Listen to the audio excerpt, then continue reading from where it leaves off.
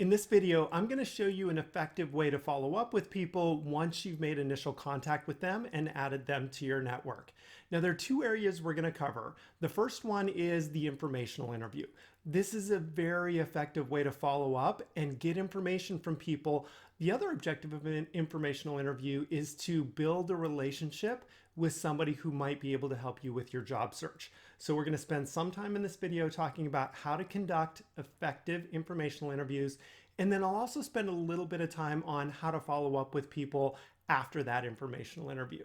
For your informational interviews, they can be in person, they can be a video call, or they can be a phone call. And I recommend you prioritize them in that order. The best interviews are when you can do them face-to-face. So see if the person will meet you and invite them to a place where you can buy them coffee or you can buy them lunch, and try and suggest a place that's convenient for them, preferably someplace that's close to where they work. If you can't meet them in person, then suggest a video call. So you could do it over Zoom or Skype or whatever video conferencing call is easiest. And if that doesn't work conveniently for them, then suggest a phone call. If you're having an in-person interview or a video call, then dress appropriately. You don't have to be formally dressed. You don't have to be in an interview suit, but you should dress nicely. Put on a nice shirt, maybe put on a sports coat or a nice jacket. Try and dress at a level that you think might be a little bit nicer than what people normally wear to their office. Make sure you arrive early. If it's an in-person meeting, you should arrive at least 10 minutes early.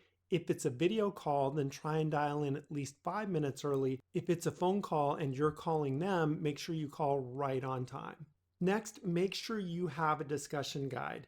This is you interviewing them, so you should be prepared with the topics you want to discuss with them.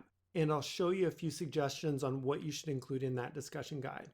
And then finally, when you're done with the interview, make sure you send them a thank you, and I'll tell you what to cover in that thank you note. For a discussion guide, the first thing you should do is thank them for their time. You want to say, hi, thank you for meeting me. I appreciate you taking the time to share your insight with me. Then ask them about themselves.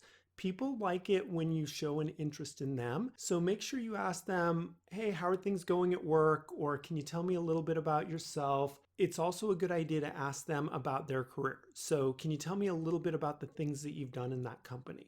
Then ask them about the type of role you want. So if you want to be a marketing intern, then ask them, can you tell me a little bit more about what a marketing intern does? If you want to be a permanent hire for their company, then ask them, what would an incoming marketer do? What are the types of jobs? What are the types of duties? What are the types of expectations you'd have for somebody coming into that role? And then ask them for their advice.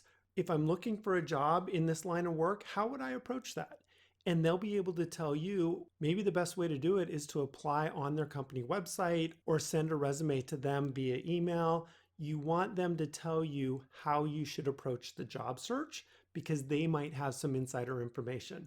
And then finally, thank them for their time. You want to end it with, I appreciate you taking the time. Thank you for the information you've given me. It's been very helpful. And remember, you're interviewing them. They're not interviewing you. You should guide the discussion. You should make sure the discussion flows smoothly.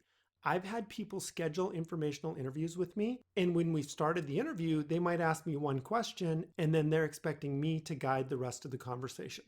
Don't expect the person to lead the conversation. That's your job. You need to come in, you need to have a discussion guide, and you need to lead the discussion and make sure the conversation flows smoothly, and you know what to ask them next. Once you've had that constructive informational interview with them, it'll be time to send them a follow-up message. For example, you could say, thank you for sharing your expert advice with me. As you suggested, I've attached my resume to this email. Please forward it to the hiring manager for your internship jobs. I appreciate any help you can provide as I apply for this opportunity. Please let me know if there's ever anything I can do for you. This is a really nice follow-up message. This shows them that you appreciate them. It's very clear on what you want them to do next, and it shows them that you're willing to return the favor if there's ever that opportunity. Typically, it's best to send the message via email if that's the communication you've been using with this person. For some people, you might be using LinkedIn messaging or some other form of messaging. So send the thank you note however you're used to communicating with them, and make sure you attach your resume to the message you're sending to them. If you'd like more information to help you with your job hunt, please check out my website. It's amazingjobskills.com, and it includes a wide variety of tools to help you get the job that you want. And if you'd like to see more videos like this, please hit the subscribe button.